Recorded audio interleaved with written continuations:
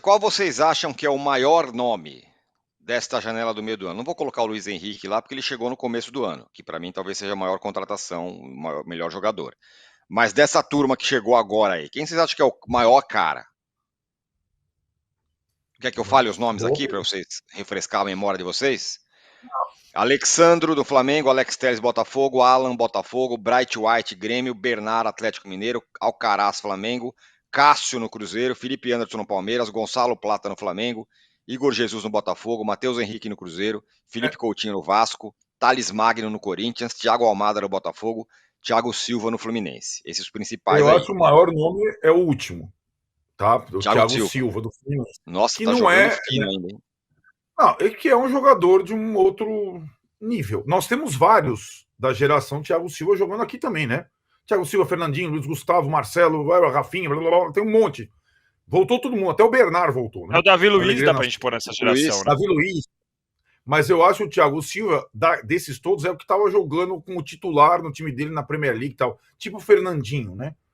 Foi para o Atlético Paranaense e que agora começou a sofrer com lesão, né? No começo estava tudo bem e tal. Talvez o maior nome seja o Thiago Silva, mas indubitavelmente, para mim, as melhores contratações foram a do Botafogo, porque elas seguem um perfil. Desde o início, aliás, isso a gente tem que também salientar. É um perfil de juventude e saúde. Tem os complementos, tipo o Alex Telles, mas o perfil do jogador que o Botafogo contrata desde que o Textor entrou é jovem, com muito vigor físico. E aí, por isso que você chega lá no Luiz Henrique, talvez como o maior, né, maior ícone desse ano, né? Foi contratado na janela anterior. Mas para mim, o maior nome é o Thiago Silva. Fala aí, Danilo. A questão é que o Thiago Silva já tá fazendo a diferença, né? Ele chegou e realmente transformou o que era o Fluminense que é o vice-líder do segundo turno. Você imaginar o que o Fluminense fez e onde ele tá na tabela, o que estava no primeiro turno, sendo vice-líder do segundo para estar nessa posição. Mas futebol por futebol e estilo de jogo, o que mais me chama atenção é o Almada. Eu gosto muito do futebol, do estilo de jogo do Almada. Eu acho que é um estilo de jogador que a gente tem pouco no Brasil. A questão é que o Thiago Silva já fez mais a diferença do que o Almada até aqui. A gente está agora entrando em setembro, então vamos ter aí mais um pouquinho de temporada para ver. Mas o nome mesmo, assim, o potencial eu gosto do Almada. Agora o Thiago Silva é difícil a gente falar que não mudou o patamar do Fluminense, né? O cara que entrou e já fez a diferença. A gente tem que ver primeiro por quanto tempo e por conta da idade e de como vai ser esse Fluminense o resto do ano. Mas nome por nome, esquecendo o que eles já produziram em campo aqui agora, eu ficaria com o Almada. O Bruno aqui manda o seguinte: o Luiz Henrique custou 20 milhões de euros parcelados em 5 anos. Hoje, convocado, ele vale 40 milhões de euros. Isso é business, muito bem feito. Lembra que tirando o Luiz Henrique e Almada, o elenco do Botafogo custou pouquíssimo. Alex Telles veio de graça, diz aqui o Bruno no nosso chat. Bruno, me ajuda aí, Bruno. Depois conta pra gente quanto que o Textor vendeu o PR e o Adrielson. Quanto foi? Nem sei. Não vendeu por nada, né? Foi só passou lá Não pro clube, vendeu? foi? Não, foi por quantidades infinitamente pequenas. O dinheiro, não vou lembrar de cabeça, é muito menor do que todo mundo esperava. Por quê? Porque o Textor passou para outro time e o jeito que a gente faz o futebol no Brasil permite que esse tipo de manobra seja feita.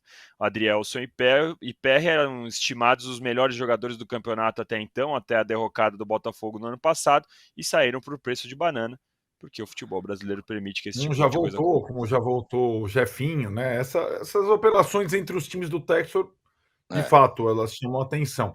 Agora, só um pitaco sobre o Almada, que o Danilo falou, isso também enriquece o futebol brasileiro, porque o futebol brasileiro e causa uma certa preocupação, como acontece em outras ligas fortes. Na Inglaterra foi muito assim. O futebol brasileiro não produz mais meias armadores. Esquece, não existe mais isso. Quem ainda tem meias armadores são os argentinos que jogam desde as categorias de base com o meia armador. Então, o que acontece? O futebol brasileiro vai contratar meias argentinos jovens, às vezes jogando na Europa. No caso do Almada, ele estava nos Estados Unidos. Mas você vê o Almada, o Garro, o Zapelli, que tinha vindo para o Atlético Paranaense, tudo meio armador jovem, porque a Argentina produz. E o Brasil vai lá e contrata, né? Inclusive nessas posições mais, assim, desequilibrantes, em que o mercado nacional não atende. Não atende, não tem, né? E aí é impressionante o poder, se você for considerar o perfil e a qualidade técnica, e agora o Alcaraz para o Flamengo pode ser também considerado, né? Estava jogando na Europa.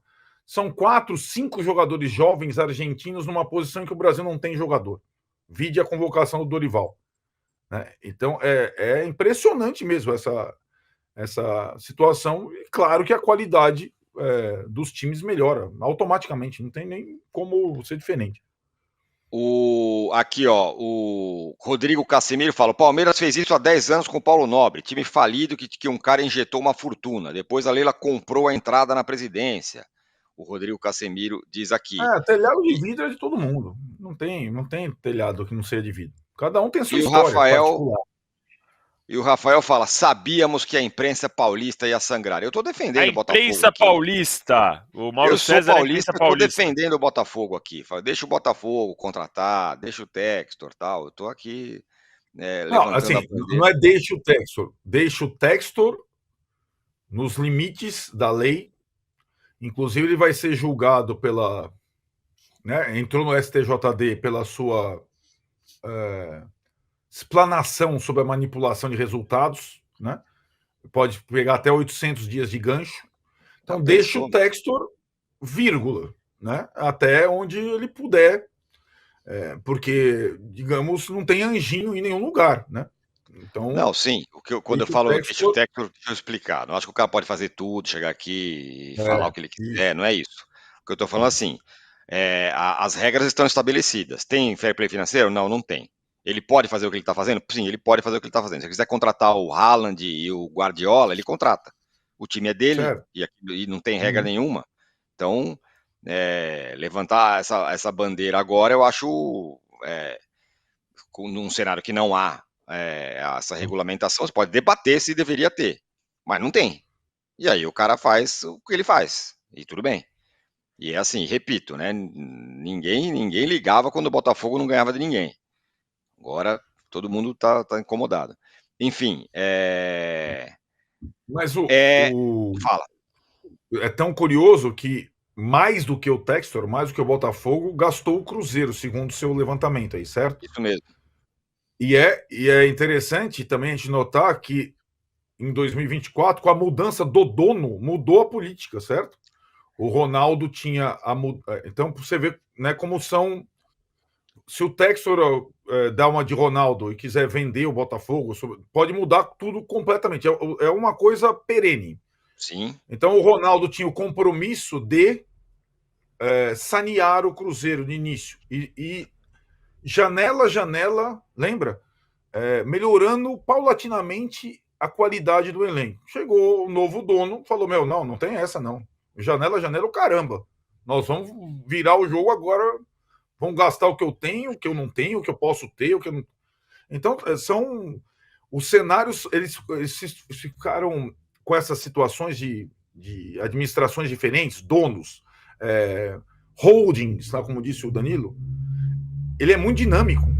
Entre uma janela e outra pode mudar completamente a política de um clube, né? Só os mais anacrônicos, tipo aqueles que você conhece, Tirone, esses são tijolinho por tijolinho. Vai estar difícil competir. O tijolinho por tijolinho tá mais difícil. É assim que é. E vou dizer, se o Cruzeiro começa a ganhar de todo mundo e assume a liderança do brasileiro, olha, como assim? Não pode? Como tá gastando tanto? Qual é o orçamento e tudo mais? Claro. Muito bem, falando em tijolinho por tijolinho, o São Paulo contratou 2 estrangeiros no fechamento da janela, hein? Jamal Lewis, que tem um nome de velocista dos 100 metros rasos, e Santiago Longo. O Santiago Longo é um volante, né? Volante argentino, esse dá para gente entender, mas é um pouco melhor. Agora, o Jamal Lewis, sei lá. Sinceramente, só o Arnaldo conhece ele, porque o cara era do time dele lá, do Newcastle, viu, Danilo? Eu também não, não vou ter que te confessar que eu não conheço muito o Jamal Lewis. Quando eu vi, eu pensei que o São Paulo estava entrando nos esportes olímpicos, nome de 200 metros rasos, né? Mas a gente tem que ver. E aí, não querendo manter o tema, mas o São Paulo aparentemente está contratando dentro do bolso, dentro do que pode, sem comprometer, que são dois jogadores que não são, imagino eu, né? Vamos depois descobrir as notícias, como vão ser os contratos, etc. Mas imagino eu que sejam jogadores que caibam no bolso. Então, nesse sentido, a gente fala por conta dessa competição. Mas agora, tecnicamente falando, taticamente falando, eu tenho que admitir a minha ignorância sobre Jamal Lewis. Não sei como ele vai poder ajudar. Eu sei que é uma opção para o Zubeldia, que tem poucos jogadores nessa posição. A questão do Longo, esse já está um pouco mais perto, num mercado mais próximo, pelo que eu vi, estava afastado no Belgrano. É um jogador que provavelmente teve o aval do Zubeldia e pode ajudar também, mais uma vez, num setor em que o São Paulo estava carente. A nossa dúvida de sempre, é o que vocês sempre bateram na tecla aí nos programas que a gente participa juntos, foi no tempo certo? Não demorou para o São Paulo reagir? Essa é a questão que a gente vai ter que ver quando eles entrarem em campo. Porque se o cara entrar em campo e arrebentar, que tenha sido no último dia, tudo bem. Pelo menos foi uma contratação boa. Bom, sobre o tempo certo, Arnaldo, tem a ver com essa coisa, a grana e tal, e aí o São Paulo vai lá e mira no Alexandro, mira no Thiago Mendes, que eram coisas bem difíceis, dá errado, e aí contrata os caras aí no último minuto. Vamos lá, acho que tem vários aspectos aí, antes de entrar nas qualidades do Jamal Lewis. O São Paulo, de fato, não tem grana. Né? O São Paulo não adquiriu nenhum direito federativo de jogador. Né? Diferentemente de todos os outros clubes, praticamente, que concorrem com o São Paulo. Né? Então, o modelo de contratação do São Paulo é ou final de contrato no jogador, que seria o caso do Alexandre, né? Ou empréstimo com opção de compra, que é o caso agora desses dois que chegaram, do Longo e do Jamal Lewis. Até o Danilo fala do nós vamos descobrir qual é o modelo. Eu sempre bato palmas. Antes mesmo do São Paulo anunciar, o Belgrano, na sua conta oficial, detalhou tintim por tintim, linha a linha, o que estava apalavrado com o São Paulo no contrato. O preço do empréstimo, a duração do empréstimo, a opção de compra, as cláusulas de gatilho, tudo. Então, o Belgrano fez o serviço nosso jornalístico que muitas vezes o clube brasileiro não faz, né? Então, assim, o São Paulo hoje, Tironi, é isso. Eu acho que o São Paulo tenta, sempre uma briga do departamento de futebol com a presidência, mas tenta não extrapolar o seu orçamento, porque o clube tem uma situação financeira que era desastrosa, se tornou limite. Ela não é mais desastrosa, mas ela está no limite. Então não dá para contratar jogador pagando direito federativo. O São Paulo não tem essa situação hoje. Demorou, claro que demorou. Eu acho que algumas situações, mesmo essas mais urgentes, você não precisa do plano A. Você pode ir até o plano C. Resolve num ano em que você perdeu os seus dois volantes machucados. Já tinha uma questão da lateral esquerda antes mesmo de começar o ano, quando o Caio Paulista decide ir para o Palmeiras, e que se agrava com a venda do Wellington, que está jogando vendido, e com a fratura na clavícula do Patrick contra o Palmeiras. Não tem lateral, né? Não tem volante. Pra você ter uma ideia do que custa o atraso na janela, o São Paulo perdeu para o Atlético no jogo de ida da Copa do Brasil, que pode ter custado a Copa do Brasil. O Atlético utilizou nesse jogo o Lianco, o Bernard e o Júnior Alonso. Os três foram contratados nessa janela. E só não utilizou o Fausto Vera e o Daverson porque eles já tinham disputado a Copa do Brasil por outro clube. Então, já dá para...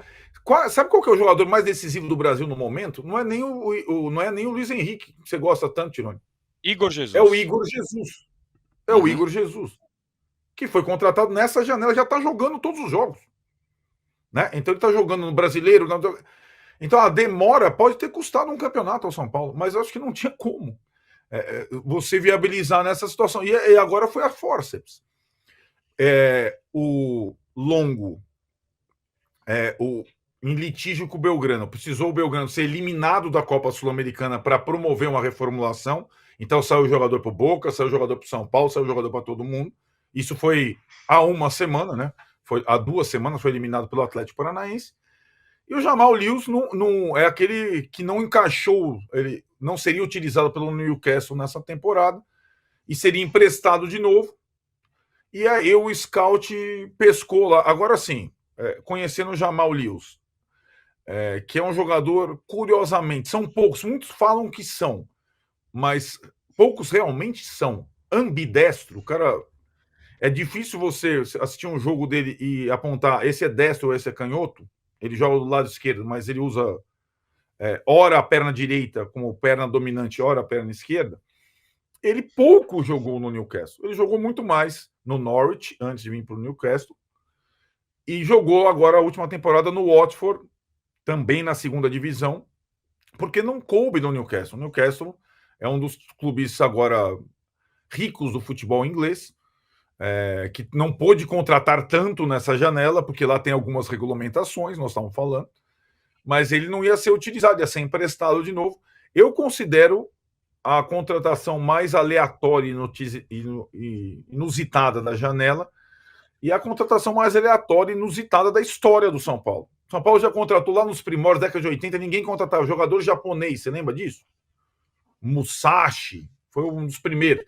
Já contratou vários jogadores de nacionalidades diferentes. Mas essa aí, cara, olha... E o cara já voltou para a Europa lá, porque tem data FIFA, ele vai jogar pela Irlanda do Norte.